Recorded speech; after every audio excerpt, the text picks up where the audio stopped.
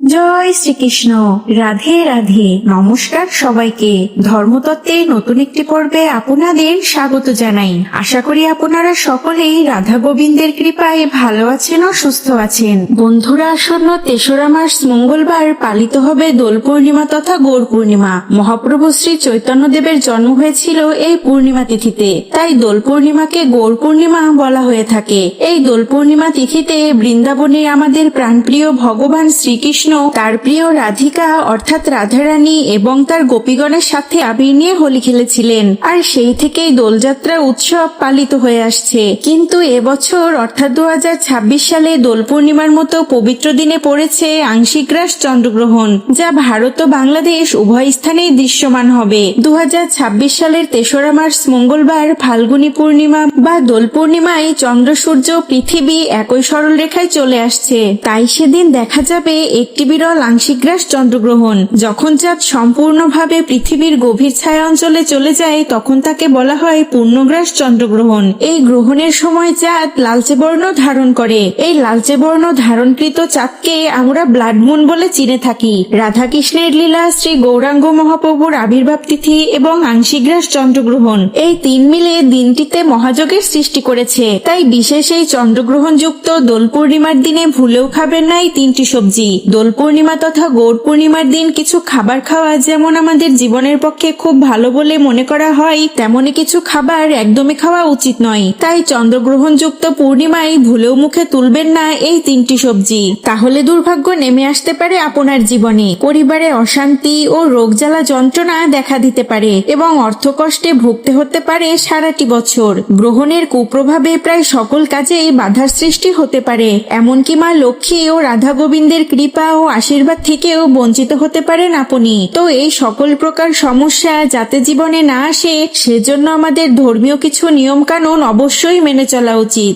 বন্ধুরা, একটি কথা সব সময় মনে রাখবেন, বিশ্বাসে মিলাই বস্তু তর্কে বহুদূর। তাই মনে ভক্তি ও বিশ্বাস রেখে সৎপথে থেকে যদি পরমেশ্বর ভগবানকে ডাকা যায় এবং আমাদের ধর্মীয় নিয়মগুলি একটু মেনে চলা যায়, তাহলে জীবনের সকল সমস্যার সমাধান আপনি নিজেই পেতে শুরু করবেন। তাই সৎপথে থাকুন এবং সৎকর্ম করুন। বন্ধুরা, আমাদের ধর্মতত্ত্ব চ্যানেলের আজকের ভিডিওতে জানতে পারবেন এই দোল পূর্ণিমার দিনে কোন সেই তিনটি সবজি বা কোন সেই সবজিগুলো একদমই মুখে তুলবেন না, মানে খাবেন না। ভিডিওটি কিন্তু খুবই গুরুত্বপূর্ণ হতে চলেছে, তাই ভিডিওটি আপনারা শুরু থেকে শেষ অবধি ভক্তির সহিত শ্রবণ করবেন। আপনি যদি একজন কৃষ্ণ ভক্ত হয়ে থাকেন, রাধারানীর ভক্ত হয়ে থাকেন, তাহলে কমেন্টে অবশ্যই জয় শ্রীকৃষ্ণ এবং জয় রাধারানীর জয় লিখতে ভুলবেন না।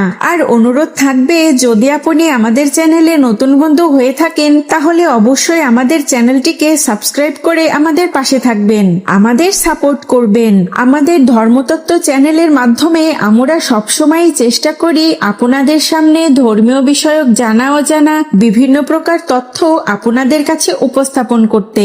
আর এই তথ্যগুলো জেনে আপনারা যদি একটুও উপকৃত হন তাহলে অবশ্যই আমাদের পাশে থাকবেন এবং আমাদের সাপোর্ট করবেন। তো আসুন বন্ধুরা, তবে আর কথা না বাড়িয়ে মূল আলোচনায় যাওয়া যাক। হাতে আর মাত্র কটা দিন, তারপরে আমাদের সেই মহাপ্রতীক্ষিত দোল পূর্ণিমা তথা রঙের উৎসব। দোল উৎসব হলো প্রেম, ভক্তি ও আনন্দের প্রতীক। এই দিনে ভক্তি ভরে রাধাকৃষ্ণের আরাধনা করলে বহু জন্মের পাপ নাশ হয়। ধর্মশাস্ত্রে বলা হয়েছে গ্রহণযুক্ত পূর্ণিমায় করা দান, পুণ্য, জপ, তপ, ধ্যান বহুগুণ বেশি ফলপ্রদ হয়। তাছাড়াও চন্দ্রগ্রহণের সময় গঙ্গা স্নান করলে অশ্বমেধ যজ্ঞের সমান ফললাভ করা যায়। তো বন্ধুরা, প্রথমে আপনাদের জানিয়ে দিই এই দোল পূর্ণিমা তথা গৌর পূর্ণিমার পূর্ণাঙ্গ সময়সূচি এবং চন্দ্রগ্রহণের পূর্ণাঙ্গ সময়সূচি।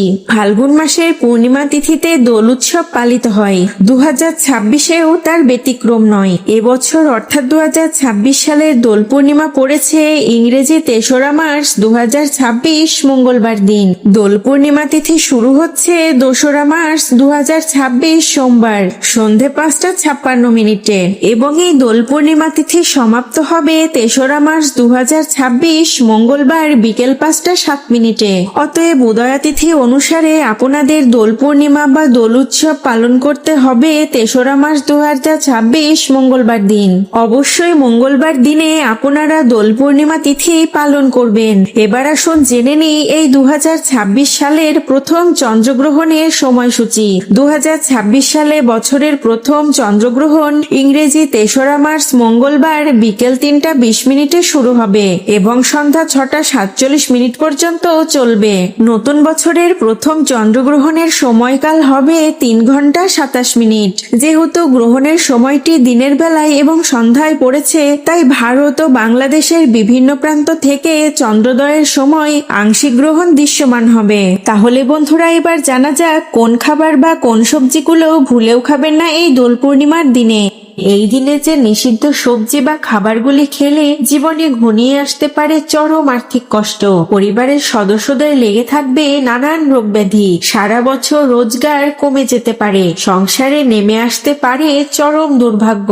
দোল পূর্ণিমার দিন কোন ব্রত পালন করুন অথবা না করুন, কিন্তু এই দিন অবশ্যই শাস্ত্র অনুসারে আহারের নিয়মগুলি মেনে চলুন। তাহলে আপনার বাড়ি থেকে বাস্তুদোষ দূর হবে এবং সারা বছর মা লক্ষ্মীর কৃপা বজায় থাকবে। তো প্রথমে যে খাবারটির কথা বলবো সেটি হলো বিউলির ডাল বা মাসকলাইয়ের ডাল। পূর্ণিমার দিন বিউলির ডাল বা এই ডাল দিয়ে তৈরি অন্য কোনো খাবার খাবেন না। আয়ুর্বেদে বলা হয়েছে এই সময়ে মাসকলাই অত্যন্ত তীক্ষ্ণ এবং ভারী খাবার এবং নানান রোগের সৃষ্টি করে, তাই দোল পূর্ণিমার মতো পবিত্র দিনে এই সবজিটি নিষিদ্ধ।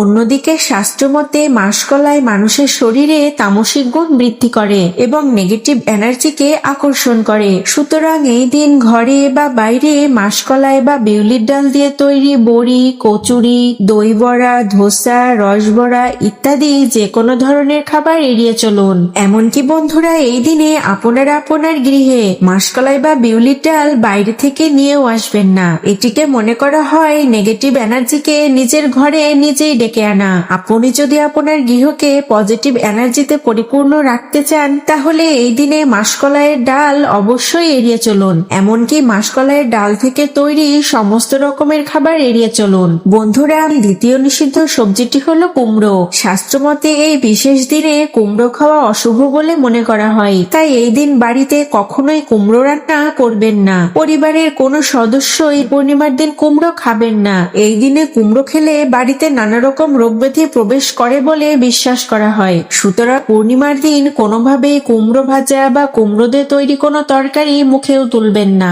এরপর পূর্ণিমার দিন তৃতীয় নিষিদ্ধ সবজিটি হলো চাল কুমড়ো। এই দিন বাড়িতে কখনোই চাল কুমড়ো রান্না করবেন না। এই দিনে অনেক জায়গায় বিভিন্ন পুজো উপলক্ষে বা নানান তান্ত্রিক ক্রিয়াকলাপে চাল কুমড়ো উৎসর্গ করা হয়। বিভিন্ন জায়গায় এই দিনে চাল কুমড়ো বলিও দেওয়া হয়, তাই পরিবারের কোনো সদস্যই চাল কুমড়ো খাবেন না। এই দিনে চাল কুমড়ো খেলে বাড়িতে রোগ ব্যাধি লেগেই থাকে। রোগের পিছনে খরচ করতে করতে আপনি সর্বশান্ত হয়ে যাবেন। সুতরাং পূর্ণিমার দিন কোনোভাবেই চাল কুমড়ো বা চাল কুমড়ো থেকে তৈরি কুমড়ো মিঠাই বা পিঠা মুখে তুলবেন না। বিশ্বাস করা হয় এই দিনে যে বাড়িতে চাল কুমড়ো খাওয়া হয় তাদের গৃহে আর্থিক কষ্ট লেগেই থাকে, আর্থিক ব্যয় বৃদ্ধি পায়। তাদের গৃহে যতই টাকা পয়সা আসুক না কেন, কখনোই সেই টাকা পয়সা ঘরে ধরে রাখতে পারেন না ব্যক্তিরা। তাই অবশ্যই এই দিনে চাল কুমড়ো এড়িয়ে চলুন।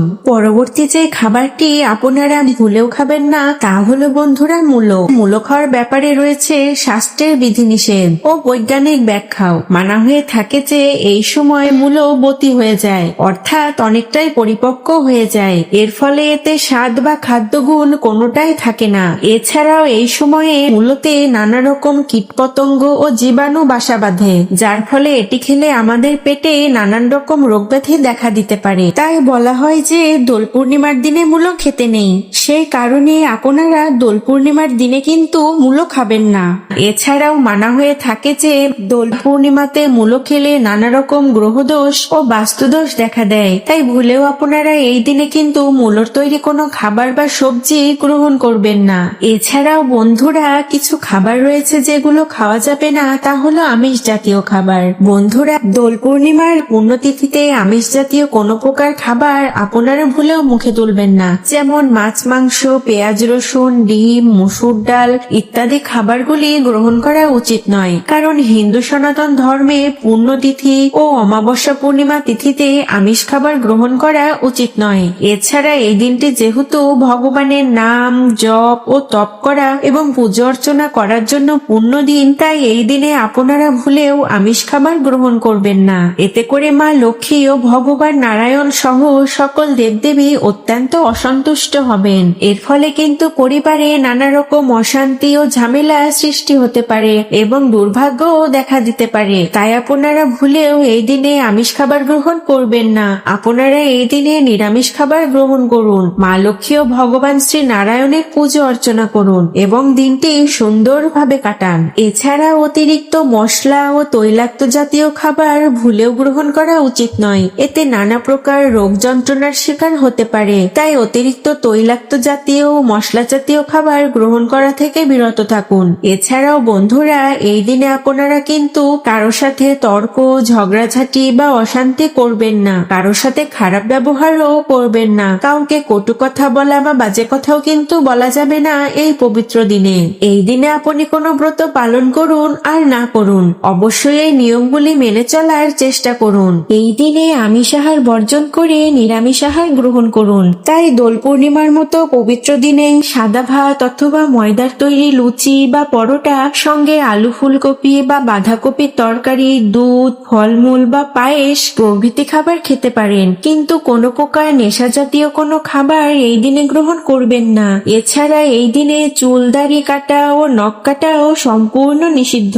বন্ধুরা, এবার জানবো দোল পূর্ণিমার দিন কোন খাবারটি খেলে মা লক্ষ্মীর কৃপায় সারা বছর অর্থ আসবে এবং আপনিও আপনার পরিবার সুস্থ থাকবেন। বন্ধুরা, দোল পূর্ণিমার দিন পরিবারের সবাই একটু হলেও খান রাঙা আলু বা মিষ্টি আলুর তরকারি। শাস্ত্রে বলা হয়েছে এই দিন নতুন মিষ্টি আলুর তরকারি খেলে শরীরে সাত্বিক গুণ বৃদ্ধি পায় এবং পজিটিভ এনার্জিকে আকর্ষণ করে। তবে সেই মিষ্টি আলুর তরকারি যেন অবশ্যই নিরামিষ হয় এবং অবশ্যই তা মা লক্ষ্মী, ভগবান নারায়ণ এবং ভগবান কৃষ্ণকে নিবেদন করে তবেই খাবেন। এই সবজিটি খেলে মা লক্ষ্মীর কৃপায় সারা বছর অর্থ আসবে এবং আপনিও আপনার পরিবার সুস্থ থাকবেন।